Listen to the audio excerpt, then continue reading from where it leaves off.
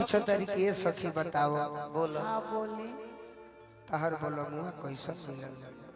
हमार बल्लमुआ गुल मोटूल एकदम नरम एकदम मिजाज बहुत अच्छा बारे। तहरा से 1.5 फीट ऊपर बड़े। देखी कैसे कहतरी तहरा भाई के लिखल गीत ह। कैसे कहतरी की चलनी के चलल हमर सोइया अरे कोरस दिल से दुला। सखी पूछल कि औरी बताओ ना का करेले? और ही बताओ बोलो, का बोलो। करेले? कहतरी कि ले जले अरे ले जले चूहानी में पिठोइया इहे कहल जाला प्यार। ले जले चूहानी में पिठोइया इहे चलनी के चलल हमर सोइया कोरस दिल से दुला। चलनी के चलल हमर सोइया कोरस दिल से दुला। ले जले चूहानी में पिठोइया इहे कहल जाला प्यार। ले जाले चूहानी में पिठोइया इहे कहल जाला प्यार। तो येने तो लड़की अपने पियावा के बड़ाई करो तरी। हाँ जी। ये भाई कभी हमार जीवन में गोली लागे के पहले हाँ हाँ हाँ। एक गीत सुनने रहो कि ना? जाई के ससुरावा जन हो भुलाई गइलू कवन धन पलो भाई गइलू ना। जाई के ससुरवा जन हो भुलाई गइलू कौन धन पल भाई गइलू ना।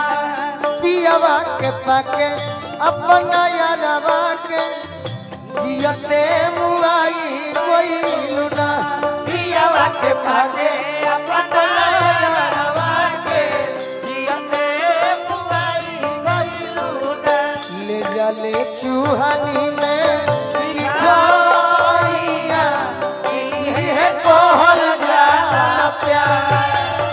ले जाले चूहानी में पिठोइया इहे कहल जाला प्यार।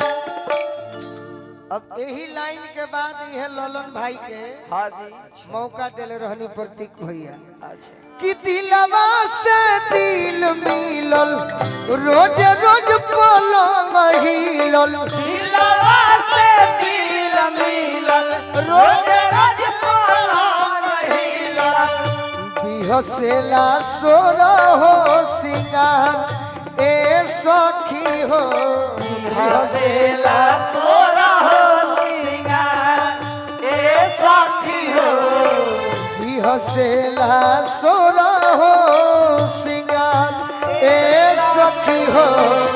हसेला सोरा हो सिंगार ए अरे कोरा में खेलावे पिया कोरा में सुतावे पिया घुघुआ खेलावे पिया पहिला बे गोइनी ससुराल ए सखी हो।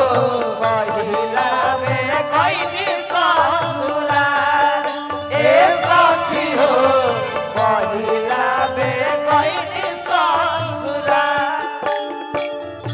राति जब बजेला ओढ़ैया रजऊ मनोसिया कमा। राति जब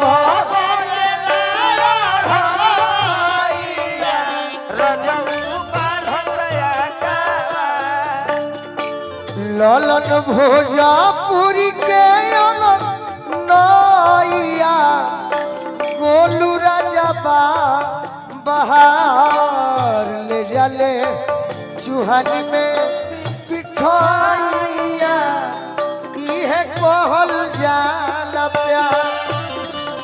जाले बियाह के गीत गावे के पड़ी मिठाइया इहे कहल जाला प्यार ले जाले चूहानी में मिठाइया इहे कहल जाला प्यार हो राजन भैया के